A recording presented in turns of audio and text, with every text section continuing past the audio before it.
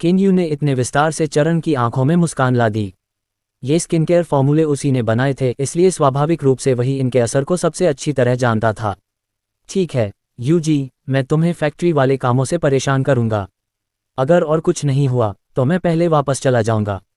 चरण का इस बार आने का मुख्य उद्देश्य दिल्ली केमिकल फैक्ट्री की स्थिति को समझना था। अब जब उसे सब कुछ अच्छी तरह समझ आ गया था तो वह जाने के लिए तैयार था।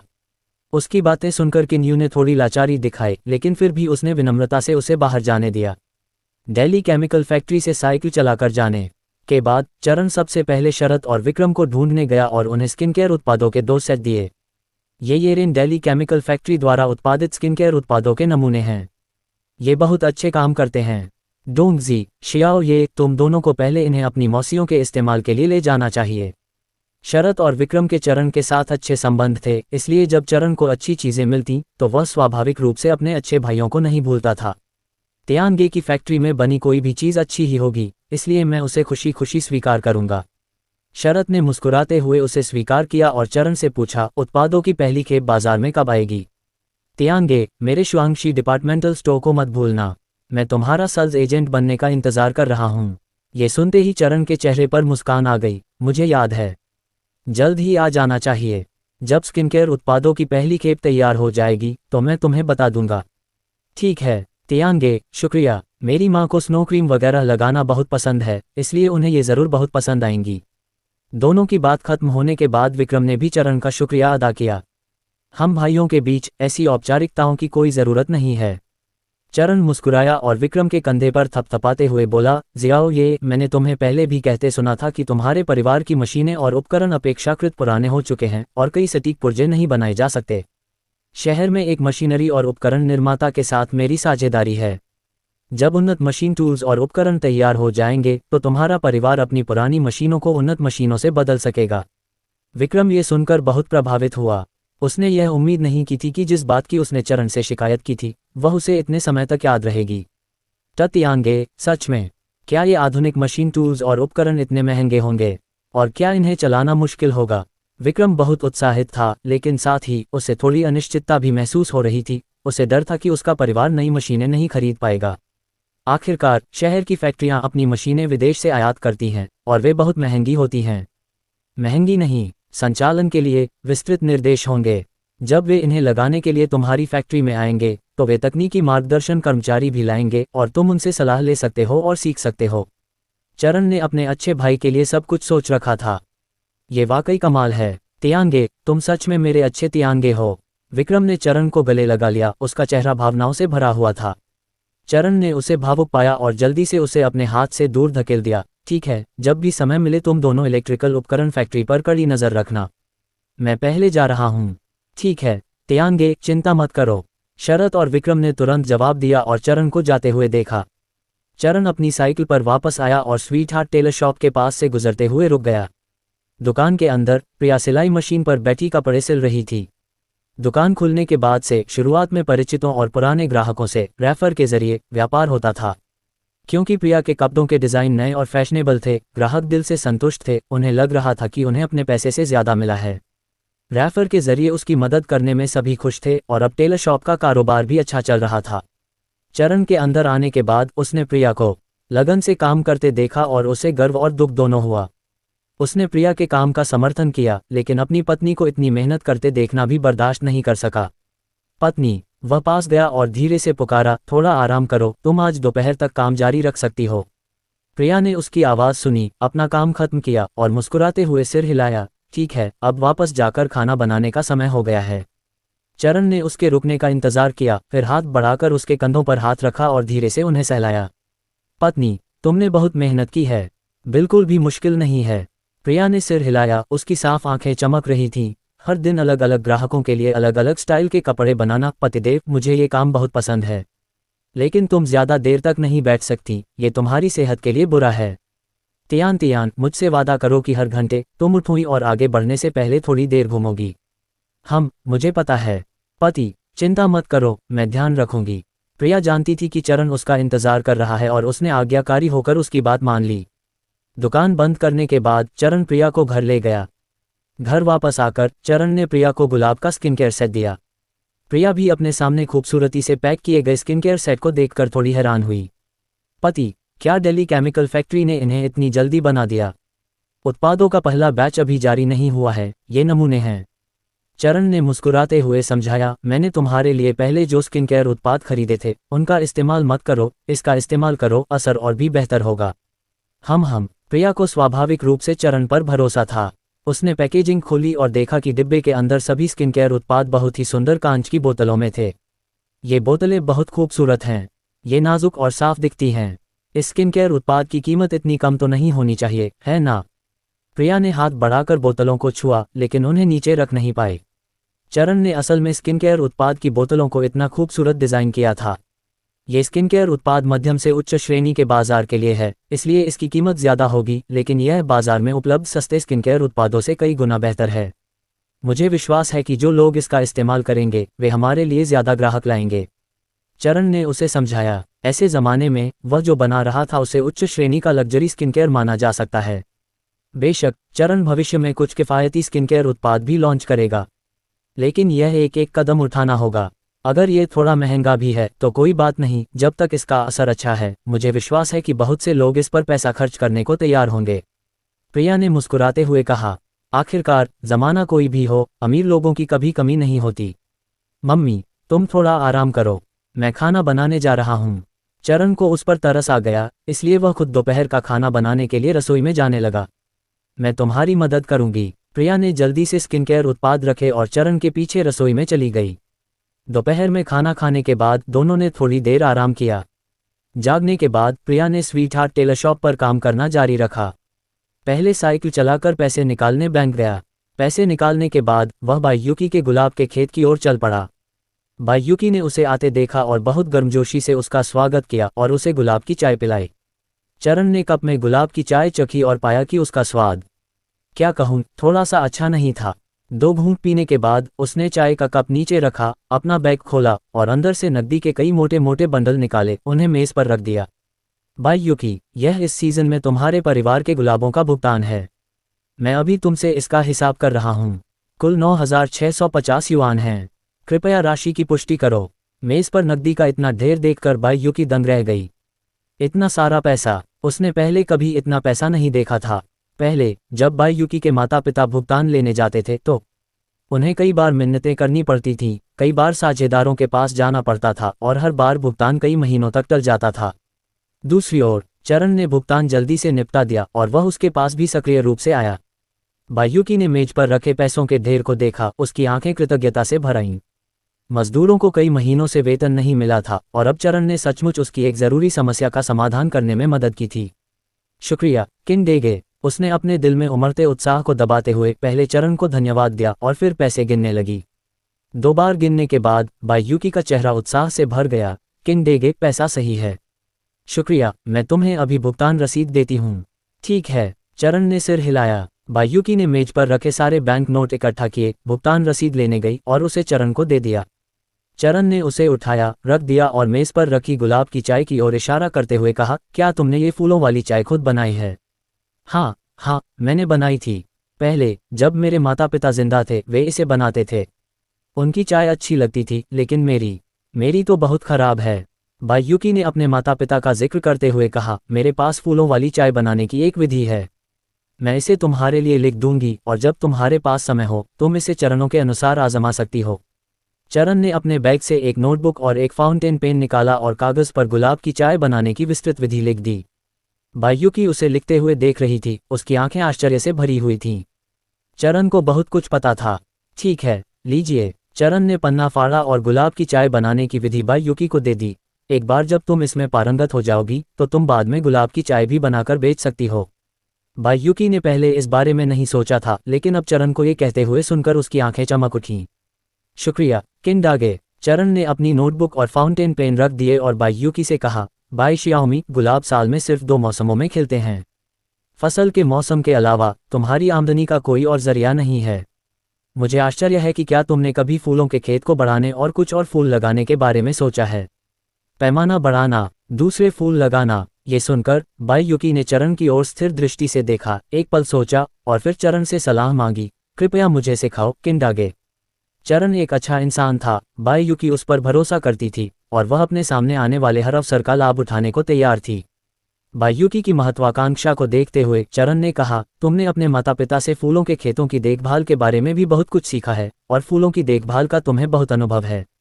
अगर ऐसा है तो क्यों न ज्यादा जमीन ली जाए, फूलों के खेत का दायरा बढ़ाया जाए और कुछ और फूल लगाए जाएं। उदाहरण के लिए कैलेंडुला। कैलेंडुला में शक्तिशाली उपचार क्षमताएं होती हैं। यह मुहासों के निशानों को कम कर सकता है और त्वचा पर सुखदायक और सूजन रोधी प्रभाव डालता है। फिर लवेंडर है। इसमें शक्तिशाली पुनर्योजी गुण होते हैं। ये जीवाणुरोधी और सूजन रोधी हो सकता है, दाग धब्बों को हल्का कर सकता है, त्वचा को चमकदार और त्वचा की लोच बढ़ा सकता है। चमेली भी है, जो नमी को प्रभावी ढंग से रोक सकती है, और बकाइन, जिसमें एंटीऑक्सीडेंट और त्वचा को नमी प्रदान करने वाले गुण होते हैं। अमरबेल झुर्रियां हटा सकती है और उम्र बढ़ने से रोक सकती है। लिली त्वचा को गोरा और सुंदर बना सकती है। ऑर्किड त्वचा की कोशिकाओं की जीवन शक्ति बढ़ा सकती है। कैमोमाइल सूजन कम कर सकती है, मरम्मत कर सकती है और एलर्जी रोधी हो सकती है। पेओनी सुंदर और पोषण दे सकती है। ये सभी फूल वास्तव में लगाए जा सकते हैं। बाई यूकी की आंखें चौड़ी हो गईं, उन्हें चरण द्वारा बताए गए सभी फूलों के प्रकार याद आ गए। किंडेगे, मुझे सिखाने के लिए शुक्रिया। मुझे नहीं पता था कि इन फूलों के सुंदर होने के अलावा इतने बड़े उपयोग भी हैं। अगर तुम फूलों के खेत का विस्तार करने और इन फूलों को लगाने को तैयार हो तो हमारी येरेन डेली केमिकल फैक्ट्री तुम्हारे साथ एक दीर्घकालिक सहयोग अनुबंध पर हस्ताक्षर कर सकती है, ताकि तुम्हें भविष्य में अपने उगाए फूलों को बेचने के लिए जगह न होने की चिंता न करनी पड़े। चरण का ये कदम अपनी डेली केमिकल फैक्ट्री के लिए एक विश्वसनीय साझेदार ढूंढने और बाई यूकी की मदद करने के लिए था। मैं तैयार हूँ। मैं फूलों के खेत का विस्तार करने, इन फूलों को लगाने और तुम्हारे साथ सहयोग करने को तैयार हूँ। बाई यूकी में एक युवा लड़की जैसी आवेगशीलता, जोश और लगन थी। चरण पर भरोसा होने के कारण वह लगभग बिना किसी हिचकिचाहट के मान गई। चरण ने उसके उत्साहित भाव को देखा और सोचा कि बाई यूकी अभी भी कुछ नासमझ है। शुक्र है, वह कोई ठग नहीं था, वरना बाई यूकी को जरूर भारी नुकसान उठाना पड़ता। लेकिन हर किसी के विकास की एक प्रक्रिया होती है। ऐसा नहीं है कि उन्हें जन्म से ही सब कुछ पता होता है। बाई यूकी ने अपने माता पिता के आकस्मिक निधन के बाद से फूलों के खेत को खुद ही बहुत अच्छी तरह से संभाला था। ठीक है, तो तुम जमीन का अनुबंध कैसे करना है, विभिन्न फूलों के रोपण के लिए उपयुक्त जमीन, ये पता करो। मैं तुम्हें इसके बारे में बताता हूँ। चारण ने बाई यूकी को विस्तार से समझाने के बाद निर्देश दिया, जहाँ तक फूलों के बीजों और पौधों की बात है, मैं उन्हें उगाने में तुम्हारी मदद करूंगा। बाई यूकी को दिए गए फूलों के बीज और पौधे प्राकृतिक रूप से ऐसी किस्में थीं जो फूलों की उपज और गुणवत्ता बढ़ा सकती थीं। मुझे सब कुछ याद आ गया है, किंडेग, आपका बहुत बहुत धन्यवाद। बाई यूकी इतनी भावुक हो गई कि उनकी आंखों में आंसू आ गए। चरण से मिलना सचमुच एक परोपकारी व्यक्ति से मिलने जैसा था। बाई यूकी के साथ व्यापार पर चर्चा समाप्त करने के बाद चरण उठकर चले गए। अपने छोटे से आंगन में लौटने पर उन्होंने देखा कि अभी भी सुबह थी, इसलिए उन्होंने कृषि ब्यूरो के निदेशक हुआंग बुएचेंग को फोन किया। उन्होंने हुआंग बुएचेंग से कुछ फूलों और सब्जियों के बीज इकट्ठा करने में मदद करने का अनुरोध किया। इसके बाद बाई यूकी को नई फूलों की किस्मों और पौधों की खेती में मदद करने के अलावा वे उन सब्जियों के बीजों पर शोध और खेती भी करना चाहते थे जिनसे उपज बढ़े। इस युग में कई क्षेत्रों के लोगों के लिए मौसमी सब्जियां खाना मुश्किल था। हर सर्दियों में न केवल हरी सब्जियां दुर्लभ होती थीं, बल्कि उनके दाम भी बहुत महंगे होते थे। तरह तरह की अचार वाली सब्जियां और किण्वित सोयाबीन लोगों के मुख्य व्यंजन बन गए थे। चरण ग्रीनहाउस सब्जियां सिर्फ पैसा कमाने के लिए नहीं उगाना चाहते थे। वे ग्रीनहाउस सब्जियां उगाने की विधि ज्यादा लोगों को भी सिखाना चाहते थे, ताकि देश भर के आम लोग भी सर्दियों में ताज़ी सब्जियां और फल खा सकें।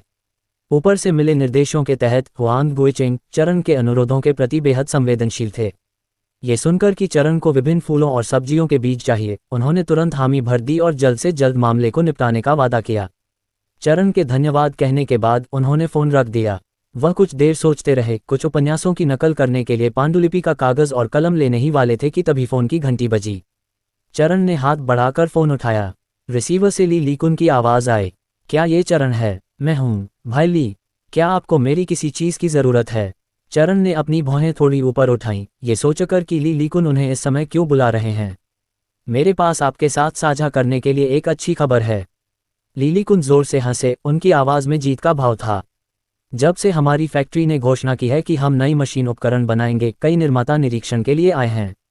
कुछ साझेदारों ने मौके पर ही ऑर्डर दे दिए और कुछ ने सोच समझकर हमारी फैक्ट्री की मशीनें खरीदने का फैसला भी किया। हमारी लिकुन मशीनरी फैक्ट्री फिर से जीवंत हो उठी है। हाँ, लीलिकुन सचमुच खुश थी। पहले लिकुन मशीनरी फैक्ट्री का जियांग शहर की एक और फैक्ट्री होंग्युआन मशीनरी फैक्ट्री से कड़ा मुकाबला था। चूंकि होंग्युआन मशीनरी फैक्ट्री के पास मजबूत वित्तीय संसाधन थे, इसलिए उसके मालिक लियू जिनशियोंग ने बाजार की कीमतों में बाधा डालने और दुर्भावनापूर्ण प्रतिस्पर्धा में शामिल होने का भी सहारा लिया। लिकुन मशीनरी फैक्ट्री के ऑर्डर लगभग पूरी तरह से छीन लिए गए थे। उस दिन जब चरण लिकुन मशीनरी फैक्ट्री गया तो उसने ली लिकुन को जोहू हैंग से बहस करते सुना, और यही बात थी। अब चरण के ब्लूप्रिंट की मदद से लिकुन मशीनरी फैक्ट्री ने मशीनों के नए मॉडल तैयार किए थे और उसकी मांग काफ़ी बढ़ गई थी। अगर होंग्युआन मशीनरी फैक्ट्री अपनी कीमतें फिर से कम भी कर देती तो भी लिकुन मशीनरी फैक्ट्री को कोई नुकसान नहीं होता। ली लिकुन सचमुच विजयी महसूस कर रहा था। ली लिकुन की बातें सुनकर चरण स्वाभाविक रूप से खुश हुआ। उसे लिकुन मशीनरी फैक्ट्री से बहुत उम्मीदें थीं और उसे विश्वास था कि भविष्य में वहां और भी उन्नत यांत्रिक उपकरणों पर शोध और उत्पादन होगा। भाई ली, कृपया पहले कॉस्मेटिक मशीनरी और मशीन टूल्स के लिए सटीक प्रसंस्करण उपकरण बनाने में मेरी मदद करें, मुझे उनकी तत्काल आवश्यकता है। चाहे कितने भी ऑर्डर हों, उसे खुद को और अपने भाइयों को प्राथमिकता देनी ही थी, है ना?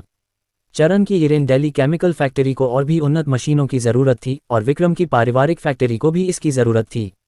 बिल्कुल चरण, आपने जिन मशीनों का अनुरोध किया था उनका उत्पादन शुरू हो चुका है, ली लिकुन ने मुस्कुराते हुए कहा। यह अच्छी बात है। कुछ पल उसके साथ बातचीत करने के बाद चरण ने फ़ोन रख दिया। कुछ पांडुलिपि कागज़ और एक फाउंटेन पेन लेकर चरण बैठ गया और उपन्यास की प्रतिलिपि बनाने लगा। तियानशिंग इलेक्ट्रिक फैक्ट्री द्वारा निर्मित बिजली के उपकरणों की पहली खेप बाजार में आते ही वे जल्दी ही बिक गए। बाद के ऑर्डर भी बर्फ के टुकड़ों की तरह लगातार आते रहे। शरत और विक्रम हाल ही में अपने परिवारों के सामने और भी ज्यादा सीधे खड़े हुए थे। आखिरकार यह उनका पहला व्यवसाय था और उन्होंने चरण का अनुसरण करके पैसा कमाया था, इसलिए स्वाभाविक रूप से उन्हें बहुत गर्व था।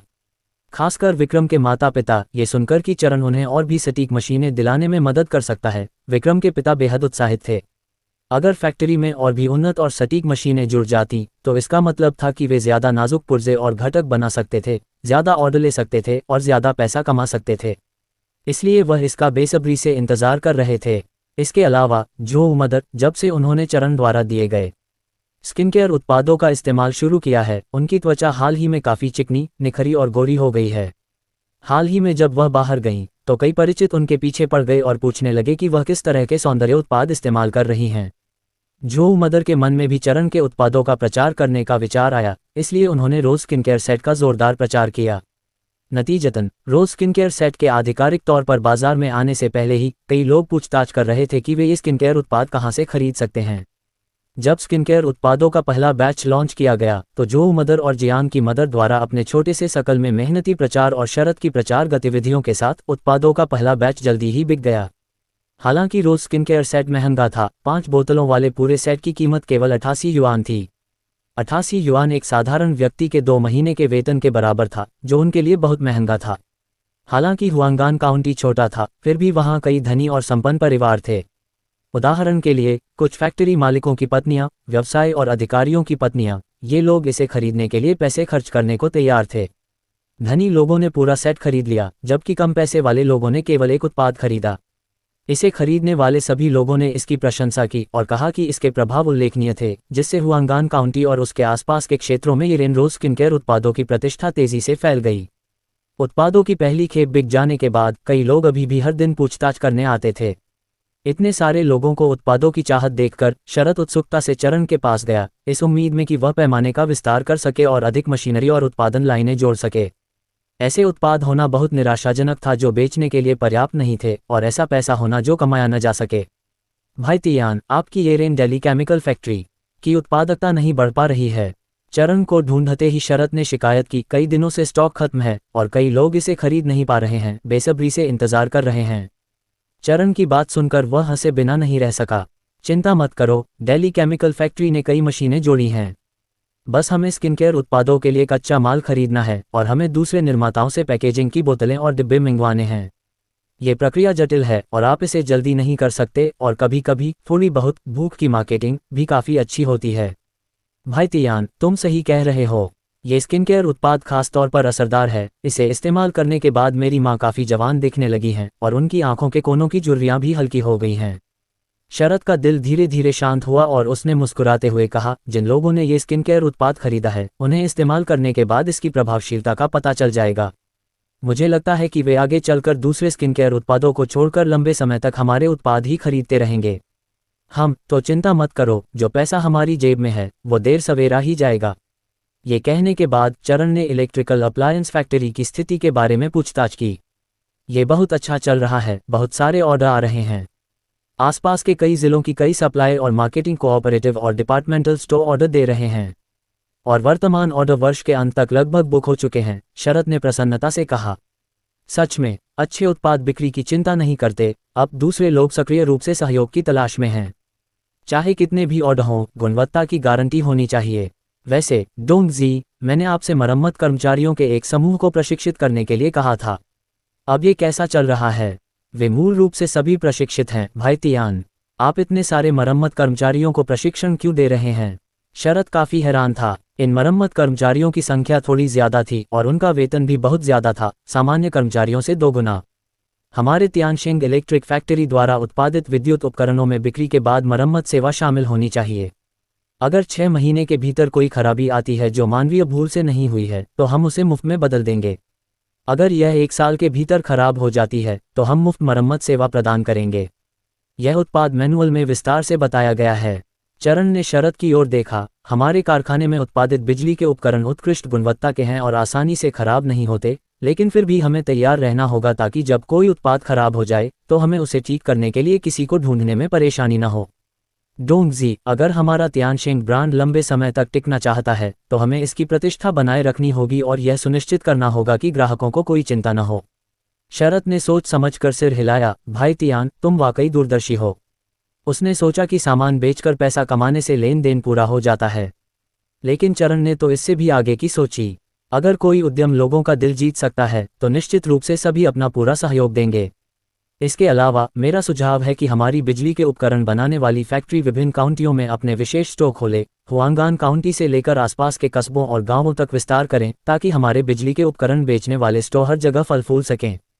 हालांकि आपूर्ति और विपणन सहकारी समितियां और डिपार्टमेंटल स्टोर अभी ऑर्डर दे रहे हैं, फिर भी चरण को लगता है कि भविष्य की तरह विशेष स्टोर जल्द से जल्द स्थापित किए जाने चाहिए। सीधे ग्राहकों के सामने फैक्ट्री डायरेक्ट स्पेशलिटी स्टोर्स बिचौलियों के मुनाफे को खत्म कर देंगे और तियानशिंग इलेक्ट्रिक की प्रतिष्ठा को और बढ़ाएंगे। यही बात त्वचा देखभाल उत्पादों, सौंदर्य प्रसाधनों और दैनिक रासायनिक उत्पादों पर भी लागू होती है। जब चरण एक आत्मा के रूप में दुनिया में तैर रहे थे तो उन्होंने देखा कि विभिन्न स्पेशलिटी स्टोर बाद की पीढ़ियों में भी बहुत लोकप्रिय थे। ऑनलाइन शॉपिंग प्लेटफॉर्म विकसित होने से पहले भौतिक स्टोर ही राजा थे। अभी भी 20 से 30 साल का लाभांश प्राप्त करना बाकी था और चरण भौतिक स्टोर्स के रास्ते पर चलने से पीछे नहीं हटे। वह इस दौर में पूरे देश में अपना कारोबार फैलाना चाहता था। चाहे बिजली के उपकरण हो, सौंदर्य प्रसाधन हो या कोई और कारोबार, भविष्य निश्चित रूप से चेन स्टोर्स का ही होगा। भाई तियान, तुम्हारे विचार वाकई कमाल के हैं। शरद बार बार कहता रहा, मुझे सच में नहीं पता तुम्हारा दिमाग कैसे काम करता है। तुम इतने सारे बेहतरीन विचार सोच सकते हो। चरण ने व्यंग्यात्मक मुस्कान के साथ अपना सिर हिलाया। उसने तो बस बाकियों से एक जिंदगी ज्यादा जी ली थी और थोड़ा ज्यादा अनुभव किया था। लगभग आधे दिन तक बातें करने के बाद शरद ने विदा ली और चला गया। दूसरी ओर चरण फूलों के बीज, पौधे और सब्जियों के बीज उगाने के लिए खेत में चला गया। वायु की बहुत तेजी से आगे बढ़ रही थी। उसने पहले ही लगभग 50 एकड़ जमीन का ठेका ले लिया था। हाल के वर्षों में देश व्यक्तिगत उद्यमियों का बहुत समर्थन करता रहा है और बाई यूकी ने अपने गुलाब के बगीचे को गिरवी रखकर बैंक से ऋण प्राप्त कर लिया था, जिससे जमीन का ठेका लेने के लिए धन जुटाया जा सके। वह अब जमीन जोतने के लिए लोगों और मशीनों की तलाश में थी। ये जानकर चरण ने उसे खेत से कई नई जुताई मशीनें उधार दीं। बायूकी को केवल डीजल और मजदूरी का खर्च उठाना था, जिससे किराए की फीस में अच्छी खासी बचत हुई। बायूकी तेजी से आगे बढ़ रही थी और चरण को भी उसकी गति के साथ कदमताल मिलाना था, क्योंकि एक बार जमीन जोतने के बाद वह फूलों के बीज और पौधे रोपने के लिए तैयार हो जाती। इसके अलावा किन परिवार गांव में चरण के पास जो 2 म्यू जमीन थी, उस पर इस साल गेहूं नहीं बोया जाएगा। इसके बजाय उसने ग्रीनहाउस सब्जियां उगाने के लिए कई ग्रीनहाउस बनाने की योजना बनाई। ग्रीनहाउस सब्जियां उगाना चरण के लिए सिर्फ पैसा कमाने का जरिया नहीं था, वह पूरे गांव के विकास का नेतृत्व भी करना चाहता था। हर किसी के मन में अपने शहर के लिए एक अवर्णनीय भावना होती है। चरण भी इससे अलग नहीं था। अपनी योग्यता और ज्ञान के बल पर उसने स्वाभाविक रूप से पहले अपने साथी गांव वालों को कुछ देने की सोची। हालांकि सिर्फ बातें ही काफी नहीं थीं, कोई भी उसके खोखले वादों पर यकीन नहीं करता था। चरण की 2 मुंह जमीन ही कसौटी थी, जिससे हर कोई देख सके कि ग्रीनहाउस सब्जियां उगाकर पैसा कमाया जा सकता है। इसलिए उसके द्वारा उगाए गए बीजों की उपज और भी ज्यादा होनी चाहिए थी। खेत में रोजाना लगन से खेती करने के एक हफ्ते से भी ज्यादा समय बाद चरण ने आखिरकार उन फूलों के बीजों और पौधों की खेती कर ली जिनकी बाई युकी को जरूरत थी, साथ ही वे सब्जियां भी जो वह चाहता था। उसने बाई युकी से कहा कि वह किसी को फूलों के बीज और पौधे लेने के लिए बुलाए। उसने लोगों को किन परिवार गांव ले जाकर उन 2 मुंह जमीनों को पहले सौंपने की भी तैयारी की। चरण 4 पहिया कल्टीवेटर चलाने वाले मजदूर वांग जेड के साथ किन परिवार गांव पहुंचा। वांग जी ने खेत जोतने के लिए 4 पहिया कल्टीवेटर चलाया और जल्द ही शोरगुल सुनकर कई गांव वाले इस मजे को देखने के लिए दौड़ पड़े। सभी ने कुछ समय पहले ही हल चलाया था और रोपनी की थी, लेकिन ज्यादातर लोग जमीन जोतने और जुताई के लिए पीले बैलों का इस्तेमाल करते थे या हाथ से करते थे। एक गांव में कुछ ही घरों में हाथ से चलने वाले ट्रैक्टरों का इस्तेमाल होता था। इस बड़े 4 पहिया कल्टीवेटर की तो बात ही छोड़ दीजिए, किसी ने पहले कभी ऐसा नहीं देखा था। इस समय खेत में इतनी बड़ी मशीन को चलते देखकर सभी गांव वाले बहुत हैरान और उत्सुक थे। चरण को खेत के किनारे बैठे देखकर किसी ने आगे बढ़कर उससे इसके बारे में पूछा। चरण, तुम क्या कर रहे हो? इस साल तुम इतनी देर से जुताई क्यों कर रहे हो? क्या तुम गेहूं बोने की योजना नहीं बना रहे हो? जब चरण ने किसी के आने की आहट सुनी तो वह जमीन से उठा और विनम्रता से पुकारा, चाची चुनहुआ, अंकल चेंग, अंकल ली, मैं इस साल गेहूं नहीं बोने वाला। मैं अभी जमीन जोत रहा हूं और जुताई कर रहा हूं और जमीन समतल हो जाने पर मैं ग्रीनहाउस सब्जियां बोने वाला हूं। ग्रीनहाउस सब्जियां वो क्या होती हैं और इसे किराए पर लेने में कितना खर्च आता है? ये सस्ता तो नहीं हो सकता है ना? चाची चुनहुआ ने हाथ बढ़ाकर खेत में लगे 4 पहियों वाले कल्टीवेटर की ओर इशारा करते हुए पूछा। ग्रीनहाउस सब्जियां एक ऐसी सब्जी उगाने की तकनीक है जिससे बेमौसम सब्जियां उगाई जा सकती हैं, जिससे हर कोई सर्दियों में ऐसी सब्जियां खा सकता है जो सिर्फ बसंत, ग्रीष्म और पतझड़ में ही पैदा हो सकती हैं। चरण सभी को संक्षेप में समझाया, फिर 4 पहियों वाली कल्टीवेटर की ओर इशारा करते हुए कहा, मैं वर्तमान में कृषि विज्ञान संस्थान द्वारा नियुक्त एक सलाहकार हूं और हम अपने किन परिवार गांव में ग्रीनहाउस सब्जियों की खेती का परीक्षण कर रहे हैं। ये भी सरकार के मार्गदर्शन और प्रायोजन में हो रहा है। इस मशीन को उच्च अधिकारियों ने सब्सिडी दी थी, इसमें कोई पैसा खर्च नहीं हुआ। वह सच कह रहा था। जू होंगान ने यह जानकर बहुत सहयोग किया कि चरण ग्रीनहाउस सब्जियों की खेती का परीक्षण करना चाहता है। उन्होंने न केवल उसके लिए धन आवंटित किया, बल्कि चरण से यह भी कहा कि वह उसकी कोई भी जरूरत पूरी कर सकता है।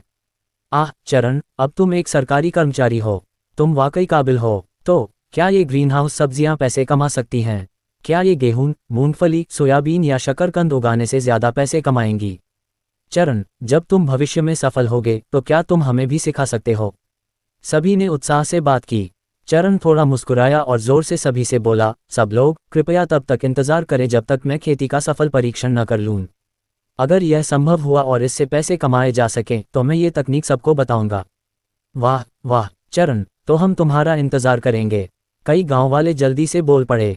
चरण इससे पैसे कमा पाएगा या नहीं, ये सुनने में तो नया लग रहा था और शायद इससे वाकई बहुत पैसा कमाया जा सकता था।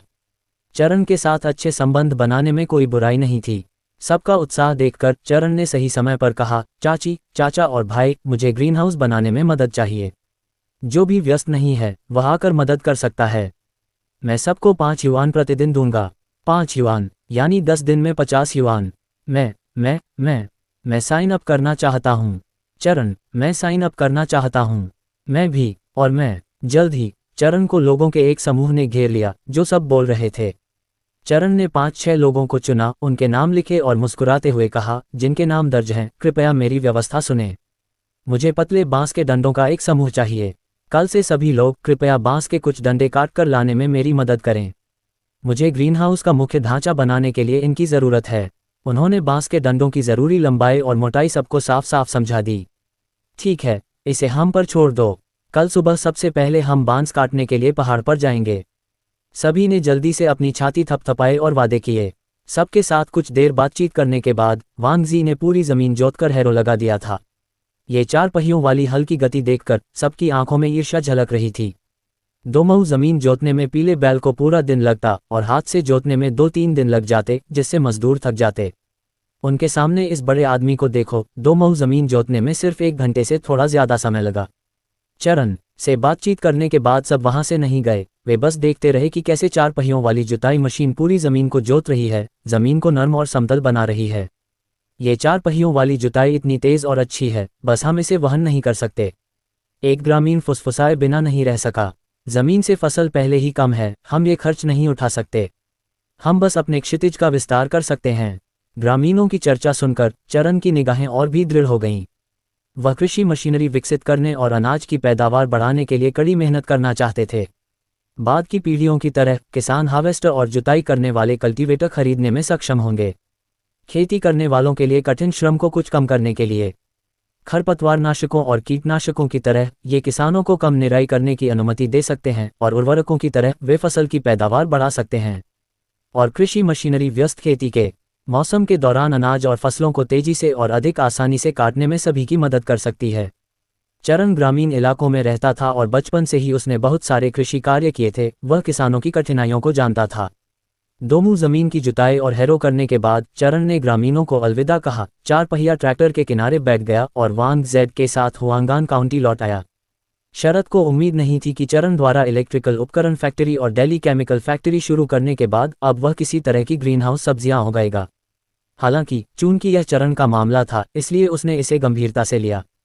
तियांगे, चिंता मत करो, मैं जल्द से जल्द निर्माता से संपर्क करने में तुम्हारी मदद करूंगा। शरद के परिवार के बहुत बड़े संपर्क थे। उसके परिवार के श्वांगशी डिपार्टमेंटल स्टोर के कई आपूर्तिकर्ता और विस्तृत चैनल थे। ठीक है, तो मैं यह मामला तुम पर छोड़ता हूँ। चरण के बाद उससे बात खत्म करके फोन रख दिया। तभी उसने प्रिया को बाहर से आते देखा। आज आप जल्दी लौट आए। अपनी पत्नी को देखते ही चरण की आंखें चमक उठीं। हाल ही में प्रिया की दर्जी की दुकान अभी भी काफी व्यस्त थी। कभी कभी रात के खाने के बाद भी उसे थोड़ी देर के लिए काम पर जाना पड़ता था। हाँ, आज मेरा काम जल्दी खत्म हो गया। प्रिया हल्के से चली आई। उसके हाथ पीठ पीछे थे, चेहरे पर एक प्यारी सी मुस्कान थी। चरण ने उसका अच्छा मूड देखा और उसकी आंखें नम हो गईं। पतिदेव, आपके लिए एक तोहफा। इसे खोलकर देखिए कि आपको पसंद है या नहीं। प्रिया चरण के पास गई, उसे शरारत से आंख मारी और अपनी पीठ के पीछे से तोहफे का थैला निकालकर उसे थमा दिया। यह क्या है? चरण खुश और उत्सुक था। उसे किसी उपहार की उम्मीद नहीं थी। इसे खोलकर देखो। प्रिया ने मुस्कुराते हुए अपने गालों पर पड़े डिंपल दिखाए। चरण ने हंसते हुए सिर हिलाया और उपहार का थैला खोलकर एक उपहार बॉक्स निकाला। बॉक्स खोलने के बाद उसने अंदर एक काली बेल्ट देखी।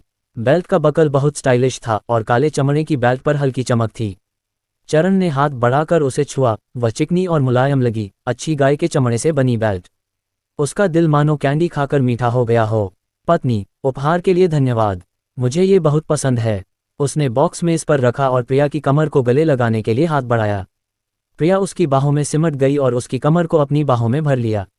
पतिदेव, आप हमेशा मेरे साथ बहुत अच्छे रहे हैं, मुझे प्यार करते रहे हैं, मुझे संजोते रहे हैं, मुझे लाड़ प्यार करते रहे हैं। मैं भी आपसे प्यार करना चाहती हूँ और आपको लाड़ प्यार करना चाहती हूँ। प्रिया ने ऊपर देखा। उसकी चमकदार गहरी आंखें स्नेह से भरी थीं। चरण के लिए उसने जो बेल्ट खरीदी थी वह बहुत महंगी थी। प्रिया को दूसरों के लिए कई कपड़े बनवाने पड़ते ताकि वह उतना कमा सके, लेकिन वह तैयार थी। वह चाहती थी कि चरण के पास इस्तेमाल करने के लिए अच्छी चीजें हों। एक अच्छी गाय के चमड़े की बेल्ट पहनने में भी ज्यादा आरामदायक होती। तियान, चरण का प्यार लगभग उमड़ रहा था। उसने हाथ बढ़ाया, उसकी ठुड्डी उठाई और उसके लाल होंठों को चूमने के लिए अपना सिर नीचे किया। एक गहरे चुंबन के बाद दोनों की सांसें थोड़ी उखड़ गईं। चरण ने प्रिया को छोड़ा, मुड़ा और जल्दी से दरवाजा बंद करने चला गया। वापस आकर उसने प्रिया को अपनी बाहों में उठाया और उसे अंदर वाले कमरे की ओर ले गया। प्रिया ने अपना चेहरा उसके सीने में छिपा लिया। उसके गाल जल रहे थे। चरण दिन के उजाले में फिर से वर्क करना चाहता था। प्रिया को बिस्तर पर ले जाकर चरण ने उसे धीरे से लिटा दिया। उसकी निगाहें उसके नीचे बैठी औरत को देख रही थीं। प्रिया के गाल लाल हो गए थे। उसकी साफ आंखें अनजाने में ही उसे लुभा रही थीं। चरण ने अपना सिर नीचे किया और उसकी आंखों, कानों, कॉलरबोन को चूमा। मम, पति। प्रिया की पलकें थोड़ी कांप उठी क्योंकि उसने चरण की पीठ के चारों ओर अपनी बाहें कस दीं। चरण ने उसे चूमा, उसके कान में भावुकता से फुसफुसाया, तियान, चलो एक बच्चा पैदा करते हैं। उद्धरण चिन्ह ... ठीक है मम, ठीक है। काउंटी फर्स्ट हाई स्कूल, तृतीय वर्ष 9 कक्षा। वाह लियू किंग, आजकल तुम इतनी बदली हुई क्यों लग रही हो? तुम्हारी त्वचा चिकनी और नाजुक लग रही है और तुम्हारे दाने मुहासे गायब हो गए हैं। क्लास के बाद झाओ जियाजिया ने लियू किंग का चेहरा देखा तो वह खुद को रोक नहीं पाए। उसकी आवाज ने तुरंत सबका ध्यान लियू किंग की ओर खींचा। झाओ जियाजिया सही कह रही है लियू किंग, आजकल तुम्हारी त्वचा ज्यादा हाइड्रेटेड और मुलायम लग रही है। तुम पहले से ज्यादा सुंदर लग रही हो।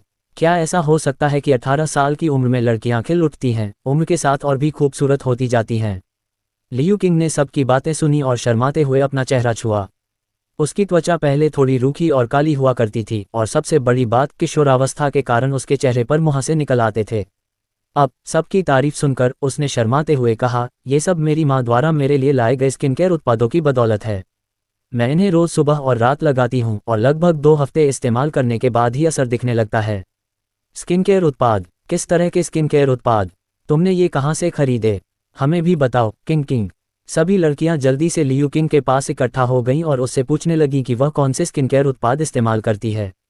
आखिरकार लियू किंग का चेहरा पहले से कहीं ज्यादा बेहतर लग रहा था। लियू किंग ने उनसे यह बात नहीं छिपाई और कहा, यह शुआंगशी डिपार्टमेंटल स्टोर का रोज स्किन केयर सेट है। इसकी कीमत 88 युआन प्रति सेट है।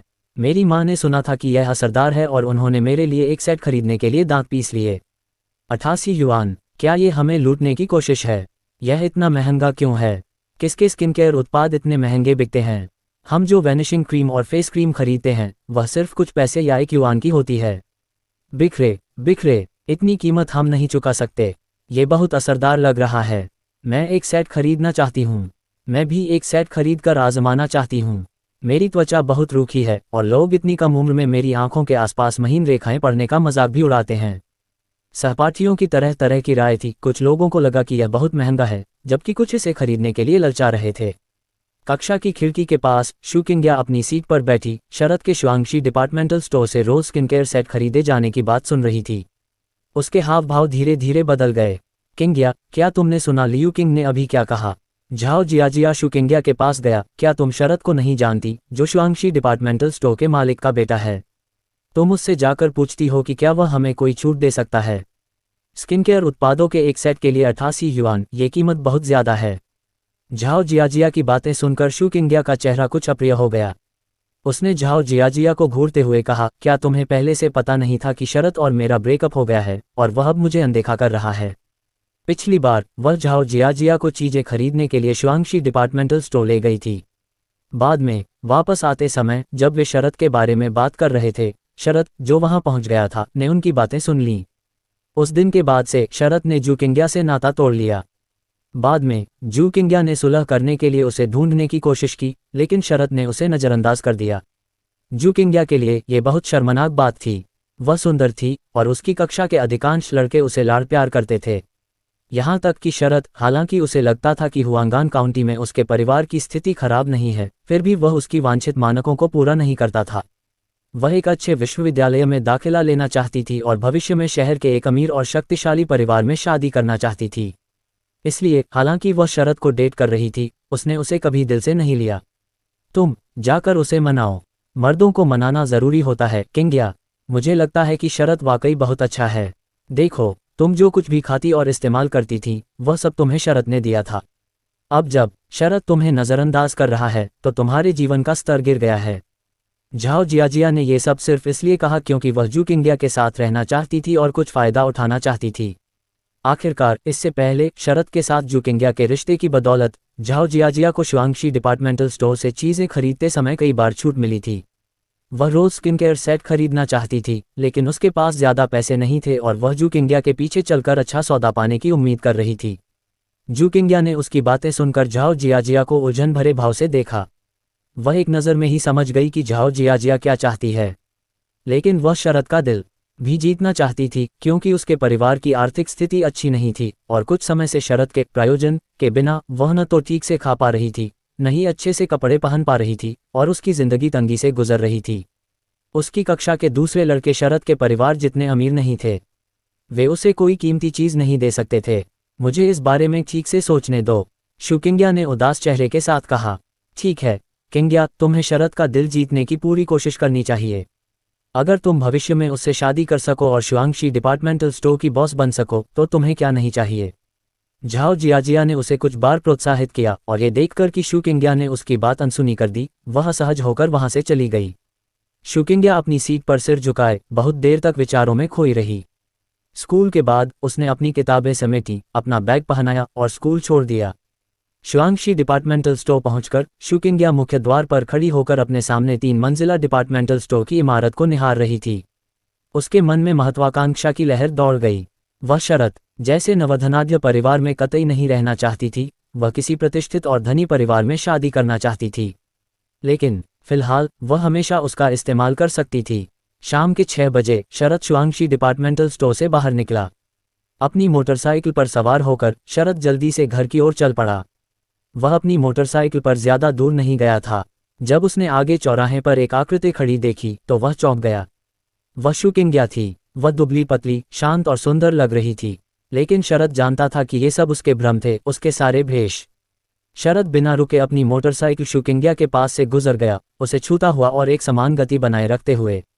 जब शुकिंग्या ने देखा कि शरद ऐसे व्यवहार कर रहा है जैसे उसने उसे देखा ही न हो, तो उसने चुपके से दांत पीस लिए। उसने जल्दी से पुकारा, शरद। शरद ने उसकी बात अनसुनी कर दी और बिना पीछे देखे अपनी मोटरसाइकिल भगा ले गया। उसने सोचा कि अगर उसने शुकिंग्या की बात अनसुनी कर दी तो वह उसे परेशान करना छोड़ देगी, लेकिन उसने यह उम्मीद नहीं की थी कि इस बार शुकिंग्या हर दिन शुआंगशी डिपार्टमेंटल स्टोर पर उसका इंतजार करेगी। लगातार कई दिनों के बाद शरद अधीर हो गया। उसने अपनी मोटरसाइकिल रोकी और ठंडे स्वर में पूछा, आखिर तुम क्या करना चाहती हो? शर्त, मुझे माफ़ करना, मुझे माफ़ करना। लगता है मैं अपने दिल की बात ठीक से नहीं समझ पाए, इसलिए इतने आहत शब्द कह दिए। गलती मेरी है, लेकिन मैं जिस इंसान से दिल से प्यार करती हूँ वो हमेशा से तुम ही रहे हो। शुकिंग्या मोटरसाइकिल के सामने खड़ी थी, उसकी आवाज़ सिसकियों से रुंधी हुई थी और उसके गालों पर आंसू बह रहे थे। हमारे ब्रेकअप के बाद ही मुझे एहसास हुआ कि मैं हमेशा से तुमसे बहुत प्यार करती थी। मैंने पिछले कुछ दिनों में इस बारे में बहुत सोचा है और उस समय सब मेरी ही गलती थी। मैं तुम्हें मुझ पर गुस्सा होने के लिए दोषी नहीं ठहराती, लेकिन मैं तुमसे एक मौका मांगना चाहती हूँ। मुझे सच में पता है कि मैं गलत थी। शर्त, चलो फिर से साथ चलते हैं, ठीक है? उसके चेहरे पर उदासी और टूटा हुआ दिल था, वो बेहद उदास लग रही थी। उसकी आंखों से आंसू मोतियों की तरह एक के बाद एक बह रहे थे। शर्त ने उसकी तरफ देखा, लेकिन अब उसकी आंखों में वो प्यार नहीं था जो पहले था। जब वो शुकिंग्या को डेट कर रहा था तब वो उसे सच्चा पसंद करता था, लेकिन जब से उसने उसका असली रूप देखा, शरद को बस यही लग रहा था कि वह अंधा और मूर्ख था जो शुकिंग्या जैसी औरत की ओर आकर्षित हुआ था। अब उसे शुकिंग्या से सिर्फ घृणा हो रही थी, तो वह उस पर दया कैसे कर सकता था? नहीं, उसने ठंडे स्वर में कहा, शुकिंग्या, मैंने तुम्हें पिछली बार साफ साफ बता दिया था कि हमारा ब्रेकअप हो गया है और अब मैं तुम्हें पसंद नहीं करता। अगर तुम मुझे ऐसे ही परेशान करती रहोगी तो मैं और भी ज्यादा परेशान हो जाऊंगा। उसके बेरहम शब्द सुनकर शुकिंग्या की आंखें लाल हो गईं और उसकी आंखों में आंसू भर आए। मैं तुमसे बहुत प्यार करता हूँ, मैं इस बात को स्वीकार नहीं कर सकता कि हमारा ब्रेकअप हो गया है, शरद। उद्धरण चिन्ह, मैं बस तुम्हें हर दिन देखना और तुम्हारे साथ रहना चाहती हूँ। मेरे साथ रहो, मेरा खाना खाओ, मेरे ड्रिंक्स पियो, मेरे पैसे खर्च करो और फिर दूसरों को बताओ कि मैं बस तुम्हारा एक चाहने वाला हूँ, बस इतना ही। शरद के होंठ व्यंग्यात्मक मोड़ में मुड़ गए। शुकिंग्या, तो तुम्हारा प्यार बस दूसरों का इस्तेमाल करना है? शुकिंग्या का चेहरा बदसूरत हो गया। उसने अपने हाथों को भींच लिया, उसके नाखून उसकी हथेलियों में गड़ गए। वह पूरी तरह शांत रहने की कोशिश कर रही थी। शरद, क्या तुम सच में पीछे नहीं हटोगे? क्या तुम अब मेरे साथ नहीं रहना चाहते? उसने सूंघते हुए कहा। उसके चेहरे पर एक अन्यायपूर्ण भाव था। तुमने तो पहले भी कहा था कि तुम मुझसे शादी करना चाहते हो। क्या वो सब झूठ थे? जब शरद ने उसे अतीत का जिक्र करते सुना तो उसकी आंखें ठंडी हो गईं। शुकिंग्या, तुम्हारे बदसूरत असली रंग देखने से पहले मैं बस तुमसे शादी करना चाहता था। उस समय क्योंकि मेरे परिवार को मेरा तुम्हारे साथ डेटिंग करना मंजूर नहीं था, मैंने अपने माता पिता से भी बहस की थी। अब ऐसा लगता है कि तुम इसके लायक बिल्कुल नहीं हो और मैं मूर्ख था जो तुम्हारे जैसे किसी के लिए अपने माता पिता का दिल दुखाया। शुकिंग्या ने अपनी आंखों के कोनों से आंसू पोंछने के लिए हाथ उठाया और कड़वाहट से मुस्कुराई। मुझे पता है कि यह मेरी गलती है, इसलिए मैं अब कड़वा फल चख रही हूँ। तुम मुझे एक मौका भी क्यों नहीं देते? शरद, अब से क्या हम वास्तव में अजनबी की तरह रहने वाले हैं? मेरी नज़र में अब तुम एक अजनबी जितनी भी अच्छी नहीं हो। ये कहने के बाद शरद ने उसे ठंडी नज़रों से देखा। मुझे फिर से ढूंढने मत आना, मैं तुम्हें फिर कभी नहीं देखूंगा। अगर तुम मुझे परेशान करती रहोगी तो मुझे बेरहम होने का इल्ज़ाम मत देना। अपनी बात खत्म करने के बाद उसने अपनी मोटरसाइकिल स्टार्ट की और शुकिंग्या से रूखेपन से कहा, हटो। अगर शुकिंग्या ने फिर से उसका रास्ता रोकने की हिम्मत की तो वह सचमुच असभ्य होगा। शुकिंग्या दुखी होकर रोई, एक कदम पीछे हटी, फिर आंखें बंद करके जमीन पर गिर पड़ी। जब शरद ने उसे गिरते देखा तो उसकी आंखें और भी ठंडी हो गईं। यह मत सोचना कि अगर तुम सड़क पर गुस्सा करोगी तो मुझे तुम पर दया आ जाएगी। शरद ने उसे जमीन पर पड़ा देखा और सोचा कि वह बेहोशी का नाटक कर रही है, जिससे उसे और भी घृणा हो गई। लेकिन शुकिंग्या जमीन पर निश्चल पड़ी रही और राहगीरों ने इशारा करके और शरद के बारे में फुसफुसाते हुए बात की। शरद के चेहरे के भाव थोड़े बदल गए। एक पल सोचने के बाद वह फिर भी अपनी मोटरसाइकिल से उतरा, जुकिंग्या के पास गया और उसकी हालत देखने के लिए आगे बढ़ा। किसे पता था कि जैसे ही वह नीचे बैठा उसे अचानक गले लगा लिया जाएगा। शुकिंग्या, जो उठ बैठी थी, ने कहा। उसकी आंखें लाल थीं, उसने शरत को कसकर गले लगाया, उसकी आवाज़ खुशी से भरी हुई थी। शरत, तुम्हें मेरी चिंता है, तुम्हें अब भी मेरी परवाह है ना? शरत, उसने उसे गले लगा लिया और यह एहसास होने पर कि उसके साथ फिर से धोखा हुआ है, उसे उससे और भी ज्यादा घृणा होने लगी। उसने जुकिंग्या को जोर से धक्का दिया, खड़ा हुआ और उसकी तरफ देखा। जुकिंग्या, मुझे और मत उकसाओ। अगर तुम मेरे सामने यूं ही उछलती रही तो क्या तुम्हें यकीन है कि मैं हुआंगान काउंटी में तुम्हारे पैर रखने की भी जगह नहीं छोड़ूंगा? जुकिंग्या ने उसकी आंखों में ठंडक देखी और थोड़ा कांप उठी। उसने अपने घुटनों को गले लगाया और फूट फूट कर रोने लगी। हालांकि शरत ने उसकी तरफ एक नज़र भी नहीं डाली। वह मुड़ा, अपनी मोटरसाइकिल पर वापस बैठा और तेजी से चला गया। उसे यूं जाते देख अपनी परवाह न करते हुए जुकिंग्या ने धीरे धीरे रोना बंद कर दिया। शरत, तुमने आज मुझे इस तरह बेइज्जत किया है, मैं किसी दिन तुम्हें इसका 100 गुना बदला जरूर दूंगी। उसने अपनी मुट्ठियां भींच लीं, उसके नाखून उसकी हथेलियों में गहरे धंस गए और उसकी नज़र दूर तक आक्रोश से भरी हुई थी। जब शरत अपनी मोटरसाइकिल से घर लौटा तो उसके चेहरे पर अभी भी कुछ नाराजगी थी। जियान की मां ने उसका बिगड़ा मूड देखा और पूछा, जियाओ डोंग, क्या हुआ? जियान के पिता, जो सोफे पर बैठकर अखबार पढ़ रहे थे, ने भी चिंता से उसकी तरफ देखा। शरत ने अपने परिवार की चिंता भांप ली और धीरे से सिर हिलाया। कुछ नहीं, बस काम के बारे में सोच रहा था। वह शुकिंग्या द्वारा अपने माता पिता को लगातार परेशान करने का जिक्र बिल्कुल नहीं करना चाहता था। जियान की मां ने उसकी बात सुन ली और आगे कुछ नहीं पूछा और बर्तन मेज पर रखने के लिए रसोई में चली गईं। परिवार खाने की मेज पर बैठ गया और खाना खाने लगा। जियाओ डोंग, मैंने किसी से तुम्हारी शादी तय करने के लिए कहा है। मुझे आश्चर्य है कि क्या तुम उससे मिलने जाओगे? खाने के दौरान जियान की मां ने शरत की प्लेट में खाना रखा और सावधानी से पूछा। शरत का खाना उठाने का अंदाज थोड़ा रुक गया, फिर उसने पूछा, कौन सी लड़की है? क्या हम उसे अच्छी तरह जानते हैं? जुकिंग्या वाली घटना के बाद शरत सचमुच थोड़ा डरा हुआ था। इस लड़की की बात करें तो आप इसे जानते हैं। हमारे परिवार के डिपार्टमेंटल स्टोर खोलने से पहले हम इसके परिवार के पड़ोसी थे। ये वही लड़की है, जियाओ कुई। जियान की मां ने उसे पूछते हुए देखा और जल्दी से बोली, जियाओ कुई, क्या तुम कुई कुई की बात कर रहे हो? शरत के दिमाग में 2 चोटियों वाली एक छोटी सी लड़की उभरी और वह थोड़ा हैरान हुए बिना नहीं रह सका। उसकी नज़र में लियू कुई कुई बस 2 चोटियों वाली एक छोटी सी पीले बालों वाली लड़की थी। कैसे? वह ब्लाइंड डेट पर जाने लगी है? हाँ, वह लड़की जियाओ कुई बहुत दयालु है। मैं उससे कुछ दिन पहले मिली थी और मुझे वह बहुत अच्छी लगी। वह लड़की और भी खूबसूरत होती जा रही है। अब जियाओ कुई भी कमाल की खूबसूरत हो गई है। जियान की मां ने झट से आग्रह किया, क्या तुम उससे मिलने जाना चाहोगे? अगर तुम दोनों मिलकर यह कर सको तो ये सचमुच एक खुशी का मौका होगा। माँ, क्या ये बहुत जल्दबाजी में नहीं है? अगर कुई कुई के साथ ब्लाइंड डेट नहीं हुई तो क्या बाद में जब हम मिलेंगे तो अजीब नहीं लगेगा? शरत ने भौहें चढ़ाईं, उसे लगा कि ये थोड़ा अविश्वसनीय है। बस एक बार कोशिश करके देखो। अगर ये न भी हो तो भी तुम दोनों एक दूसरे को रोज नहीं देखते तो इसमें अजीब क्या है? जियान की मां ने सलाह दी। इसके अलावा अंकल लियू और आंटी लियू को भी कोई आपत्ति नहीं है। जियाओ डोंग, तुम मुझसे मिलने क्यों नहीं जाते? तुम्हारी माँ और मैं तुम्हें इसे कामयाब बनाने के लिए मजबूर नहीं करेंगे। जियान के पिता ने भी बगल से बीच में कहा, ठीक है माँ, तो आप इसका इंतजाम कर सकती हैं। शरत ने सिर हिलाया। वो असल में देखना चाहता था कि वो शरारती छोटी बच्ची अब बड़ी होकर कैसी दिखने लगी है। अच्छा, मैं बाद में तुम्हारी मुलाकात का इंतजाम कर दूंगी। जियान की माँ खुशी खुशी मान गई और जल्दी से अपने बेटे और पति को खाना परोसा। किन परिवार का गांव। चारण पिछले कुछ दिनों से दिन में किन परिवार के गांव में रह रहा था। उसने गांव के मुखिया से लोगों को संगठित करने का अनुरोध किया ताकि जो भी ग्रीनहाउस बनाने और सब्जियों की खेती की प्रक्रिया के बारे में जानने के लिए इच्छुक हो वह आ सके। चूंकि गेहूं की रोपाई अभी अभी हुई थी, इसलिए सभी लोग ज्यादा व्यस्त नहीं थे और काफी लोग खेतों में देखने आए थे। किन परिवार के आधे लोग आए। कुछ लोग सचमुच सीखना चाहते थे जबकि कुछ सिर्फ उत्साह देखने आए थे। जब चारण लोगों को बांस के डंडों से ग्रीनहाउस बनाने का निर्देश दे रहा था तो सभी की आंखें उत्सुकता से भर गईं। क्या बेमौसमी सब्जियां सचमुच इसी तरह उगाई जा सकती हैं? ग्रीनहाउस बनने के बाद चारण ने सबसे पहले लोगों से सब्जियां लगाने की व्यवस्था की। प्लास्टिक फैक्ट्री से संपर्क हो चुका था और कुछ ही दिनों में प्लास्टिक की फिल्म तैयार हो जाएगी। उसके लिए पहले सब्जियां लगाना और फिर उन्हें फिल्म से ढकना संभव था। पहली बार ग्रीनहाउस में सब्जियों की खेती, जो मुख्य रूप से प्रयोग के लिए थी, के लिए चारण ने कई तरह की फसलें उगाईं। खीरे, हरी फलियां, टमाटर, हरी मिर्च, बैंगन, प्याज, अजवाइन वगैरह।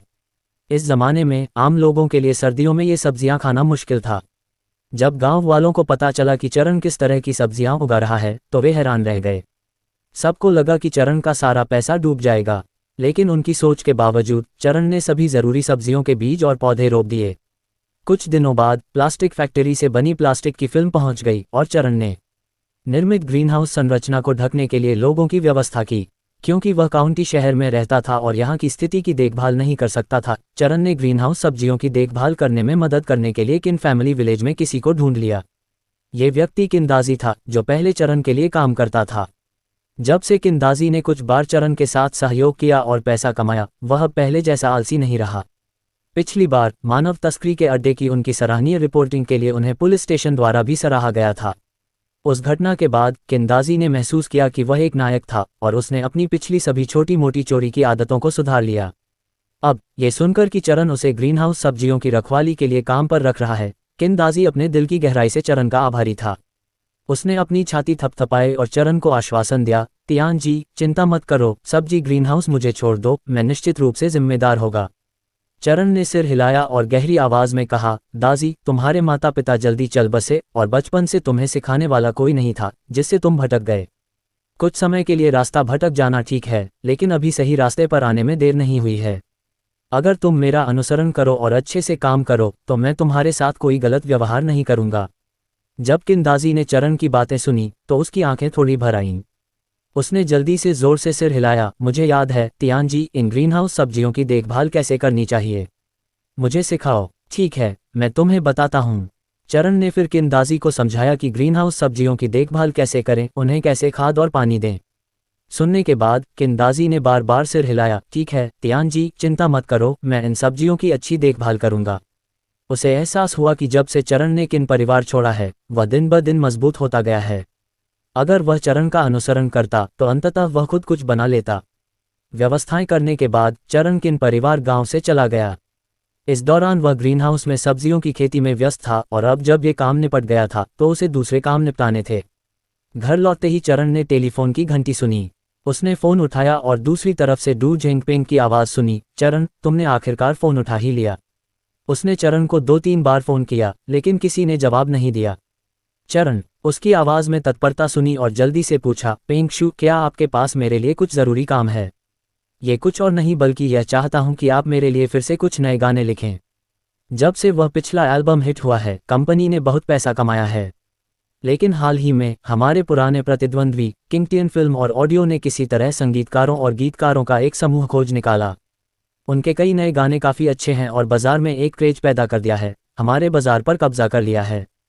डू झेंगपेंग ने जल्दी से चारण को स्थिति समझाई। चारण ने डू झेंगपेंग को ये कहते सुना कि किंगटियन फिल्म और ऑडियो के नए गाने अच्छे थे, इसलिए वे काफ़ी प्रभावशाली होने चाहिए। आखिरकार किंगटियन फिल्म और ऑडियो उनके कट्टर प्रतिद्वंद्वी थे। डू झेंगपेंग को उनकी प्रशंसा करते हुए सुनना आसान नहीं था।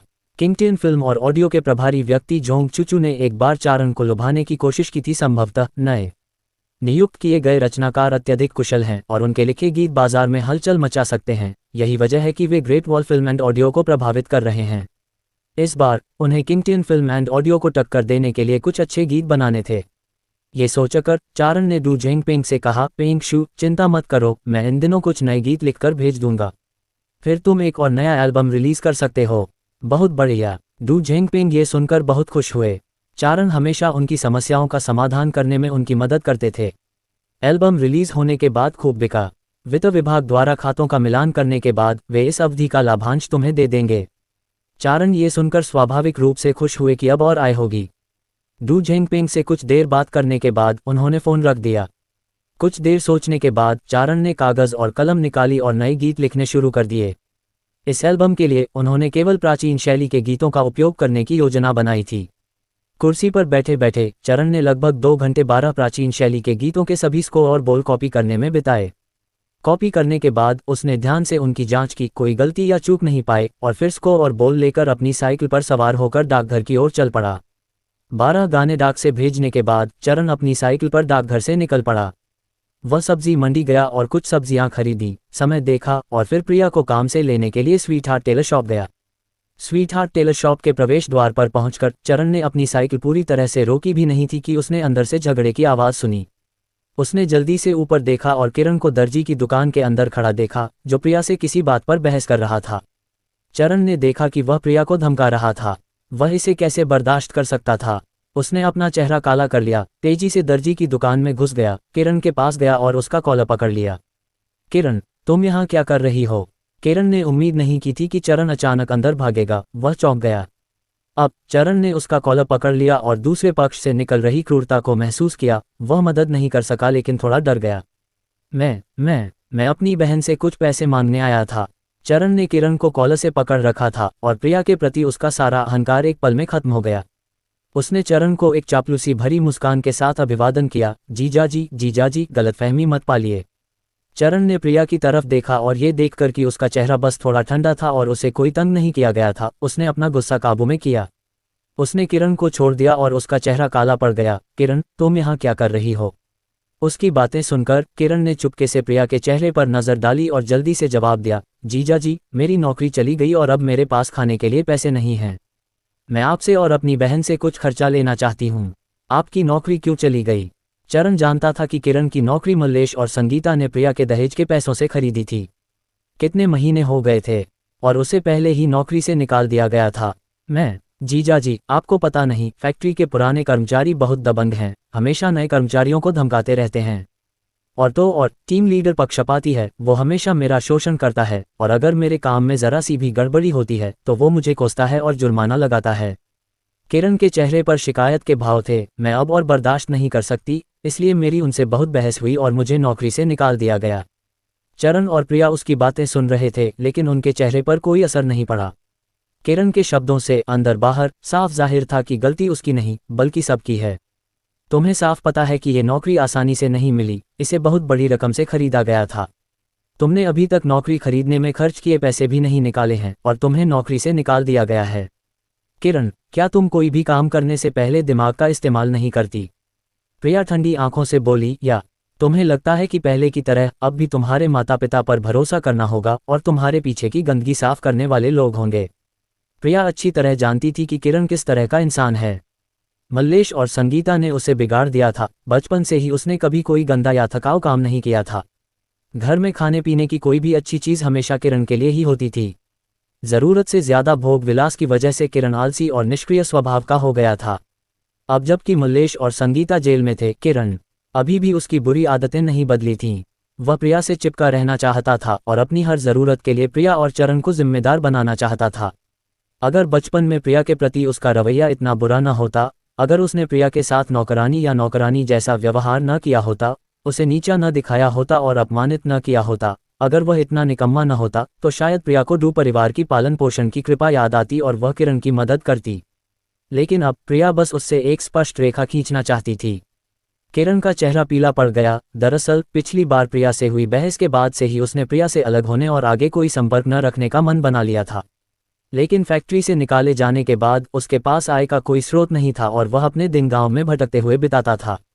पैसे न होने और भूखे रहने का एहसास असहनीय था। अब कुछ खपरेल वाले घरों के अलावा डू परिवार के पास पैसे नहीं बचे थे। किरण ने घर बेचने के बारे में भी सोचा, लेकिन घर बेचने से पहले उसने प्रिया के पास जाकर देखना चाहा कि क्या वह उससे कुछ पैसे ऐंठ सकता है। अगर वह प्रिया से पैसे ऐंठ सकता था तो घर क्यों बेचेगा? दीदी, जीजाजी, बस एक बार, बस आखिरी बार मेरी मदद कर दो, ठीक है? कसम से, मैं जल्द से जल्द कोई नौकरी ढूंढूंगा, मेहनत करके पैसे कमाऊंगा और आपसे उधार लिए पैसे चुका दूंगा। किरण के चेहरे पर याचना के भाव थे। कितना उधार चाहिए? चरण ने अचानक बगल से पूछा। प्रिया ने उसकी बातें सुनी, बेचैनी से भर गई और जल्दी से उसकी तरफ देखा। किरण तो अथाह गर्त में थी। एक बार उधार लेने पर दूसरी, तीसरी, चौथी बार अंतहीन रूप से उधार लेना पड़ता था। उसने उसे रोकने के लिए मुंह खोला, लेकिन चरण की निगाहों से शांत हो गई। चरण का सवाल सुनते ही किरण की आंखें चमक उठीं। जीजाजी, मैं 500 युआन उधार लेना चाहता हूँ। उसने जल्दी से 5 उंगलियां उठाकर चरण की ओर इशारा किया। प्रिया का चेहरा तुरंत काला पड़ गया जब उसने सुना कि वह इतनी बड़ी रकम उधार लेना चाहता है। 500 युआन एक मजदूर की लगभग साल भर की मेहनत की कमाई के बराबर थे। अगर इसे किफ़ायत से इस्तेमाल किया जाए तो यह एक परिवार के 2 साल के गुजारे के लिए काफ़ी होगा। किरण ने बस मुंह खोला और 500 युआन उधार मांगे, मानो वह खुद को और चरण को भेड़ समझ रहा हो। तियान तियान, और मेरे पास इतने पैसे नहीं हैं। चरण ने हाथ फैलाए, दुकान की ओर इशारा किया और किरण से कहा, इस दुकान का किराया, कपड़े की कीमत, हमें अभी भी इनका पैसा देना है। किरण, हम सचमुच 500 युआन नहीं दे सकते। किरण को नहीं पता था कि चरण और प्रिया के पास कितने पैसे हैं, वह तो बस उधार मांगकर हालात का जायजा ले रहा था। अब चरण की बातें सुनकर उसने झट से कहा, 500 नहीं तो 300 भी ठीक हैं। बहन, जीजाजी, पहले मुझे 300 युआन उधार दे दो, मैं जल्द से जल्द पैसे चुका दूंगा। हमारे पास 300 भी नहीं है, हमारे पास कुल मिलाकर सिर्फ 200 से थोड़ा ज्यादा हैं। चरण ने उसे बीच में ही टोक दिया। तो 200 भी ठीक हैं। किरण की आंखों में लालच की एक झलक दिखाई दी और वह जल्दी से बोला, ये 200 युआन वही हैं जो तियान तियान और मैंने सामान के बदले चुकाने के लिए तैयार किए थे। चरण ने किरण को गहरी निगाहों से देखा, अगर तुम ये पैसे उधार लेना चाहती हो तो तुम्हें एक IOU लिखना होगा और जितनी जल्दी हो सके हमें वापस चुकाना होगा। किरण, हालांकि IOU लिखने के लिए थोड़ा अनिच्छुक था, उसने उन 200 युआन के बारे में सोचा जो उसे मिलने वाले थे और उसकी आंखों में खुशी की झलक दिखाई दी। एक बार ये पैसे उधार लेने के बाद वह इसे वापस नहीं करेगा। देखते हैं चरण और प्रिया उसका क्या कर सकते हैं। किरण ने खुशी से मन ही मन सोचा और तुरंत मान गई, जरूर, मैं IOU लिखने को तैयार हूँ। प्रिया चरण को किरण को पैसे उधार देने के लिए तैयार देखकर थोड़ी हैरान हुई, लेकिन उसे भरोसा था कि चरण की अपनी योजनाएं हैं, इसलिए उसने उस समय कुछ नहीं कहा। चरण कागज, कलम और इंकपैड ढूंढने गया और किरण से एक IOU लिखवाया और उस पर अपनी छाप लगाई। उसने प्रिया से किरण के लिए 200 युआन ढूंढने को कहा। प्रिया ने दराज से मुट्ठी भर खुले पैसे निकाले और गिनने लगी। सारे पैसे, छोटे नोटों और सिक्कों समेत, गिनने पर सिर्फ 100 युआन से थोड़ा ज्यादा ही बचे। फिर चरण ने अपनी जेब से 20 युआन निकाले और आखिरकार किरण के लिए 200 युआन पूरे हो गए। किरण, हाथ बढ़ाकर छुट्टे पैसे उठा लिए, उसके मन में तिरस्कार का भाव उमड़ रहा था। उसने सोचा था कि प्रिया यहाँ दुकान खोलकर खूब पैसे कमा रही है, लेकिन पता चला कि 200 युआन भी जुटाना कितना मुश्किल था। ऐसा लग रहा था कि चरण और प्रिया के पास अब कुछ भी नहीं बचा था। आगे चलकर उसे पैसे कमाने के और भी तरीके सोचने होंगे। हालांकि उसने ऐसा सोचा था, लेकिन उसके चेहरे पर इसका कोई भाव नहीं था।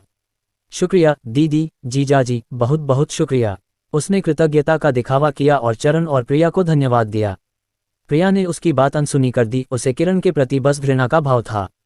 चरण ने किरण की ओर देखा, उसके चेहरे पर गंभीरता आ गई। किरण, तियान तियान और मुझे भी पैसों की सख्त जरूरत है, तुम्हें हमें जल्दी से पैसे लौटाने होंगे।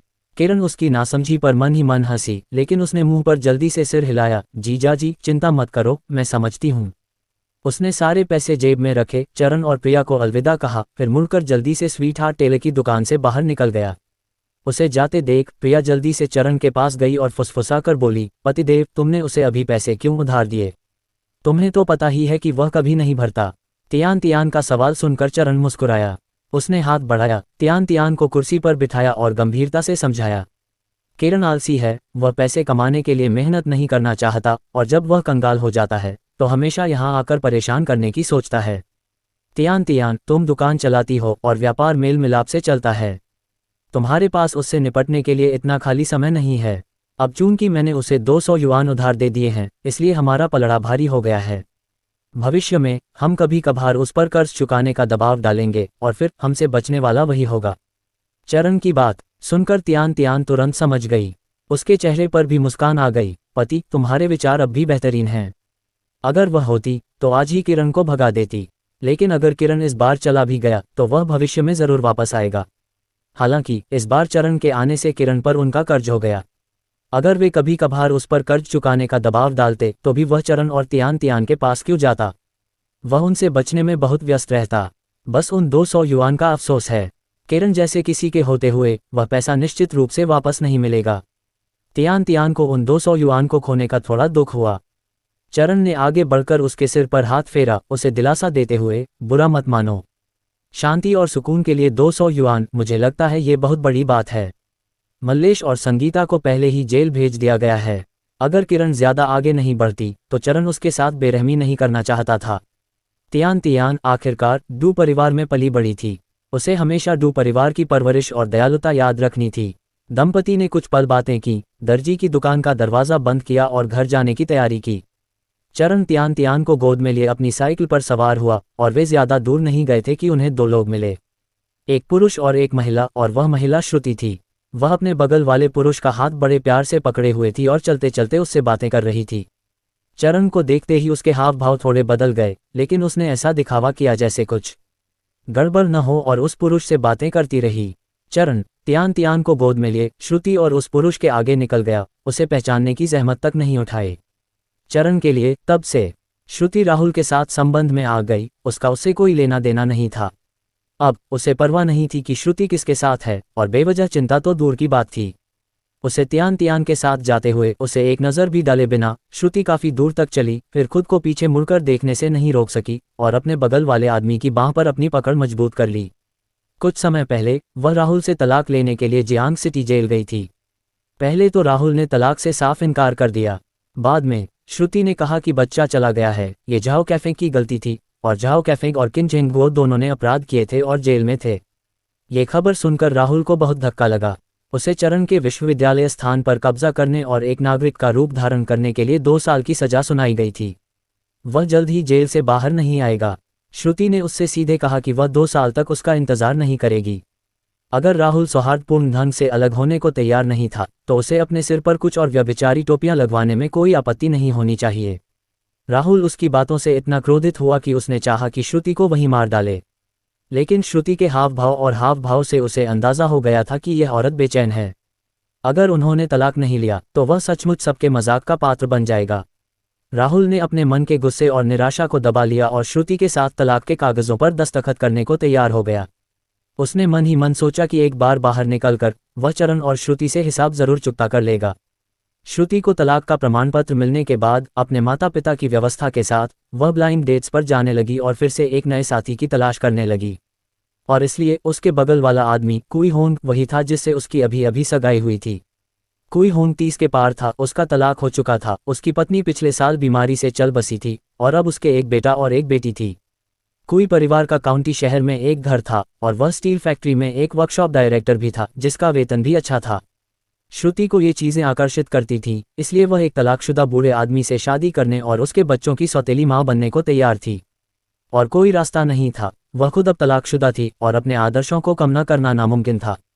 बस वह अभी भी अंदर ही अंदर थोड़ा असंतुष्ट महसूस कर रही थी। अभी अभी चरण को देखकर तियान तियान के साथ उसके पास से गुजरते हुए श्रुति अपने दिल में ईर्ष्या की एक झलक महसूस करने से खुद को रोक नहीं पाए। अगर वह उस समय राहुल के साथ नहीं जुड़ी होती तो शायद इस समय चरण के साथ स्नेह करने वाला वह होती। तियान तियान का इससे कोई लेना देना नहीं होता। जू मेई, चूंकि हमारा मामला सुलझ गया है, मैं तुम्हारे घर जाकर तुम्हें प्रपोज करने और जल्द ही शादी करने का कोई अच्छा मौका ढूंढूंगा। कुई होंग ने श्रुति का हाथ सहलाया, उसकी आंखें अधीरता से भरी थीं। वह श्रुति से बहुत संतुष्ट था। श्रुति जवान थी, सुंदर थी और उसका फिगर भी अच्छा था। उसकी पूर्व पत्नी की मृत्यु हो चुकी थी और इस दूसरी शादी के लिए वह किसी जवान और सुंदर लड़की को चाहता था। ये सुनकर श्रुति के चेहरे पर शर्मिंदगी झलक रही थी। मैं इसके लिए अपने माता पिता और होंगे की बात मानूंगी। अच्छा अच्छा, कुई होंग ने हंसते हुए सिर हिलाया। चलो, मैं तुम्हें एक बड़े भोजन के लिए एक रेस्तरां में ले जाऊंगा और खाने के बाद मैं तुम्हें कुछ नए कपड़े खरीदने के लिए डिपार्टमेंटल स्टोर में ले जाऊंगा। श्रुति की आंखें उसके असाधारण शब्दों को सुनकर तुरंत खुशी से चमक उठी। ठीक है, धन्यवाद होंगे। हे, इतना विनम्र क्यों हो रहे हो? जल्द ही तुम मेरी पत्नी बनोगी। कुई होंग ने सीधे अपना हाथ उसकी कमर के चारों ओर डाल दिया और पास के एक रेस्तरां की ओर चल दिया। श्रुति मुस्कुराई, कुई होंग से लिपट गई। जब तक वह अपनी इच्छानुसार अच्छा जीवन जी सकती है, उसे अपने फैसले पर पछतावा नहीं होगा। जब चरण और तियान तियान घर पहुंचे तो दोनों ने चुपचाप श्रुति का जिक्र करने से परहेज किया, क्योंकि श्रुति वास्तव में एक महत्वहीन उपस्थिति थी। चरण को उसकी परवाह नहीं थी। चरण ने अपना सिर बाहर निकाला और देखा कि शरत आंगन में कदम रख रहा है। चरण ने अपने हाथ में पकड़ी सब्जियां तियान तियान को दी और शरत का अभिवादन करने के लिए बाहर चला गया। डोंगजी, तुम इस समय यहाँ क्यों हो? क्या तुमने खाना खा लिया? शरत मुस्कुराया और सिर हिलाया। मैंने खा लिया है तियांगे, मैं इस बार आया हूँ तुम्हें कुछ खुशखबरी सुनाने। चरण ने उसके चेहरे पर अदम्य खुशी देखी और हंसे बिना नहीं रह सका। क्या तुम फिर से किसी नए व्यक्ति के साथ डेटिंग कर रहे हो बच्चे? शरत का बूढ़ा चेहरा लाल हो गया। उसने अपना सिर खुजलाया और बुदबुदाया, क्या यह इतना स्पष्ट है? तुम्हारे हाव भाव से यह स्पष्ट हो जाता है। चरण उसे मुख्य हॉल में बैठने का इशारा किया और उसके लिए चाय बनाई। बताओ, लड़की कहाँ से है और तुम दोनों कितने साल के हो? शरत ने कुछ शर्मिंदगी के साथ कहा। वह मेरे बचपन के पड़ोसी लियू कुई कुई की बेटी है। मैं कुछ दिन पहले उसके साथ ब्लाइंड डेट पर गया था और हम एक दूसरे से घुल मिल गए। इसलिए दोनों परिवारों के बड़ों ने हमारी सगाई तय करने का फैसला किया। पिछली बार जब जियान की मां ने शरत के लिए ब्लाइंड डेट तय की थी तो वह पहले तो थोड़ा अनिच्छुक था, लेकिन कुई कुई से मिलने के बाद शरत मन ही मन आह भरने से खुद को नहीं रोक सका। सच में एक लड़की बड़ी होने के साथ 18 बार बदलती है और ज्यादा खूबसूरत होती जाती है। कुई कुई अब एक खूबसूरत युवती में खिल गई थी। उसका रूप उज्ज्वल और आकर्षक था और उसका व्यक्तित्व जीवंत और मिलनसार था। शरत को उससे पहली नज़र में ही प्यार हो गया। बचपन की दोस्ती के कारण वे तुरंत घुल मिल गए। चूंकि युवा पीढ़ी तैयार थी, इसलिए दोनों परिवारों के बड़ों को स्वाभाविक रूप से इस जोड़े को करवाने में खुशी हुई।